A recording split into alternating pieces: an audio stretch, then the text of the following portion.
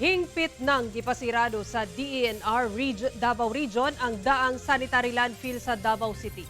Hinuon gipagamit na ang bagong interim cell sa sanitary landfill nga kalabayan ug basura sa syudad.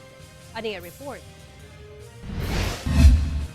Opisyal na nga gianunsyo sa DENR Davao Region ang permanenteng pagsirado sa daang sanitary landfill sa Barangay New Carmen sa Tugbok District, Davao City adlaw Biyernes. Bawal na kining labayan og basura apan mamahimo lang nga makapahigayon og mitigating and rehabilitation activity ang lokal nga kagamhanan.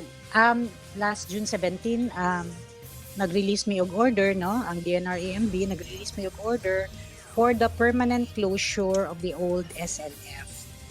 Kasi naka-issue magud putag murag temporary lifting atong suspension order. It was only up to June 16 because the commitment then of the LGU is by June 17 ready na daw ang interim cell sa new SLF.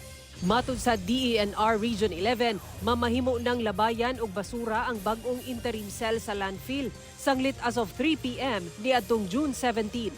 Anaa na kini sa 90% ready. Gumikan niini dunay mando ang DENR Region 11 sa Davao City LGU nga dapat mapasa sa sulod sa 30 ka adlaw. Amo ako din gi-require ang LGU to submit their draft, no? Draft na safe closure and rehabilitation plan.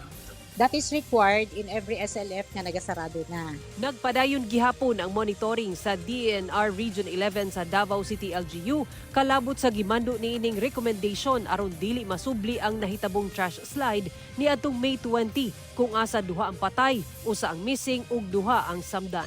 Kinahanglan padayon ang slope stabilization, na sila i-introduce din nga kaning mga sheets covering murag fence around the area.